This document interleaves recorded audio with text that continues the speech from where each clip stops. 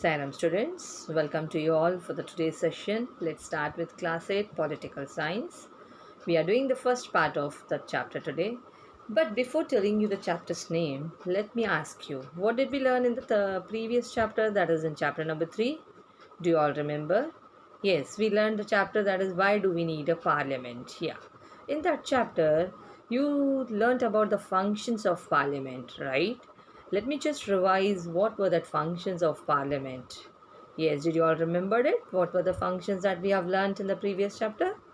Yes, we saw the three main important functions of the parliament. The first one was to select the national government, right?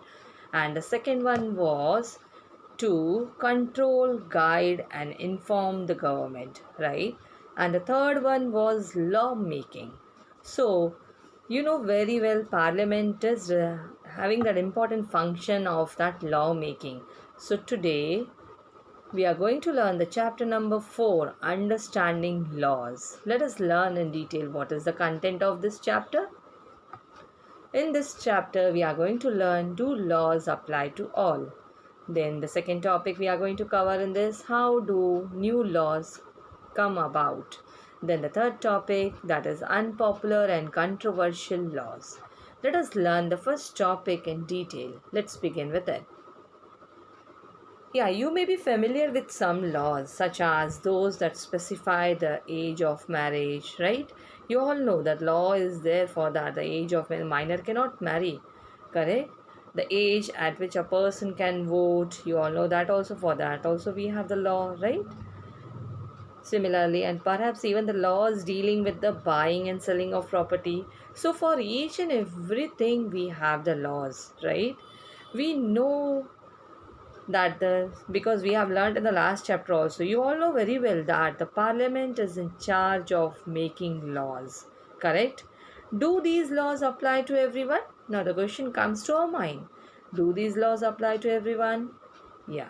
Then how do new laws come into being? How the new laws are coming into being, how we come to know about that? Then could there be laws that are unpopular or controversial? And even the last question that comes to everybody's minds is, what should we as citizens do under such circumstances? See, that curiosity to know all these questions that is there in everyone's minds as a citizen of India. Now let's go to the first topic. Do laws apply to all? The above is a clear, if I'll say, the Constituent Assembly agreed that there should be no arbitrary exercise of power in independent India. We'll understand the meaning of arbitrary, but before that, the most important was that all persons in independent India are equal before the law. I'm repeating again, it's an independent India are equal before the law, right? Whereas the point is, the law cannot discriminate between persons on the basis of their religion, caste, or gender. So it is like the law cannot discriminate between persons on the basis of their religion, caste, colors, gender, even the status, whatever it is, it cannot discriminate on that basis. Then, what does the rule of law mean? What is that rule of law? The rule of law means that all laws apply equally to all citizens of the country and no one can be above the law. Let me repeat my words again. It is the rule of law says that all laws apply equally to all the citizens of the country and no one can be above the law. See, no one includes everyone, whether the person is rich, poor, or even the ministers, even you can say the president of a country also. Same. Everybody, neither a government official nor a wealthy person or even the president of the country, no one is above the law. Any crime or violation of law has a specific punishment as well as a process through which the guilt of the person has to be established. But was it always like this? See, as I told you, neither a government official nor a wealthy person nor even the president of the country is above the law. All will get the equal punishment for the same reason. But then, was it always like this? No. In ancient India, there were innumerable and often overlapping local laws. Now let's understand. See, different communities enjoy different degrees of autonomy in administering these laws. Now, among their own. So, in some cases, the punishment that two persons received for the same crime varied depending on their caste backgrounds, with lower caste being more harshly penalized. The person, those who were belonging to the lower caste, they were severely punished, they were harshly punished or penalized. This slowly began to change as the system of law began to further evolve during the colonial period. Now, it is often believed that it was the British colonialists who introduced the rule of law in India. Historians have disputed this claim on several grounds, two of which include: first, that colonial law was arbitrary. Now, let's understand the meaning of term arbitrary. What is that? The law was arbitrary. See, they used to introduce any law at any time which they deemed correct. But the fact was that the laws were applied to harass or humiliate the Indians. Now, I'm going to give you one more example also of this arbitrariness. Let's understand that. Second, that the Indian nationalists played a prominent role in the development of the legal sphere in British India. Now, one example, I told you about this, like the colonial law was arbitrary. Now, one example of the arbitrariness that continued to exist as part of British law is the Sedition Act of 1870. Now, children, what is that Sedition Act of 1870? Let's understand that. The Sedition Act of 1870 allowed the government to arrest or detain any person without a fair trial in the court who was seen protesting or criticizing the British authority. So, under this act, people were arrested without being told the reason for their arrest. They were not known also why they had been arrested, and were kept in prisons without a trial. So, this was one of the example of arbitrariness.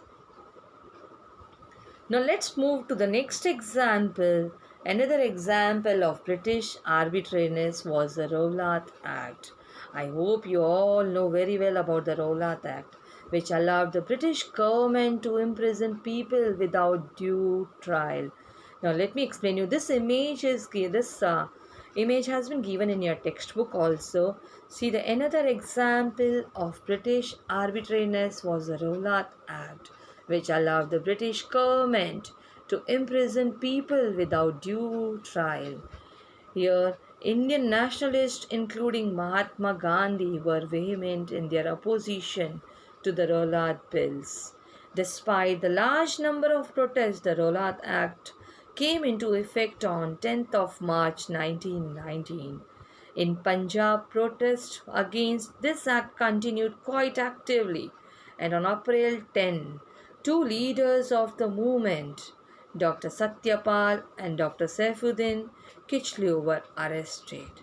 To protest these arrests, a public meeting was held on 13th of April at Jallianwala Bagh in Amritsar. General Dyer entered the park with his troops. They closed the only exit. Let me say again, they closed the only exit, and without giving any warning, General Dyer ordered his troops to fire. Several hundreds of people died in this gunfire, and many more were wounded, including women and children. This painting here that has been given in your slide here, it shows troops firing on the people during the Jallianwala Bagh massacre. So children, from this you can understand the act of arbitrariness. That means, though that is just the act, that law was only to harass or to humiliate the citizens of our country. That was under the colonial rule, right? It is, but by the end of the 19th century, the Indian nationalists they began protesting and criticizing the arbitrary use of authority that they were facing through the Britishers. They also began fighting for greater equality and wanted to change the idea of law from a set of rules that they were forced to obey to law as including ideas of justice. So by the end of the 19th century, the Indian legal profession also began emerging and demanding respect in colonial courts. They began to use law to defend the legal rights of Indians. So, Indian judges also began to play a great role in making decisions there. Therefore, there were several ways in which Indian played a major role in the evolution of the rule of law during the colonial period. Now, with the adoption of the Constitution, this document served as the foundation on which our representatives began making laws for the country. Every year, see, I'm talking about that Indian Constitution, that you can see the image that has been given here, right? Every year, our representatives pass several new laws as well as they revise the existing one also. See, if you remember, children, very well, in your class 6, you read about the Hindu Succession Amendment Act 2005. I hope you all remembered it very well. According to that law, what was there? The sons, daughter, and their mothers can get an equal share of family property. That was declared in that Hindu Succession Act of 2005. Similarly, not only this law, similarly, new laws have been enacted to control pollution and to provide employment to the people. How do people come to think and propose that a new law is necessary? Now, we are going to learn about this in the further topics that is included in this chapter. Now, how do new laws come about? Before starting, you all know very well the Parliament has an important role in making laws, right? You all have learnt about the functions of Parliament in your previous chapter, that is in chapter number 3. So you all know very well Parliament has an important role in making laws, correct? There are many ways through which this takes place, and it is often different groups in society that raise the need for a particular law. An important role of Parliament is to be sensitive to the problems that is faced by the people. So let us read the following. Now here I am going to tell you one story to make you understand like how the new law, how the Parliament processes towards making a new law and how it is passed.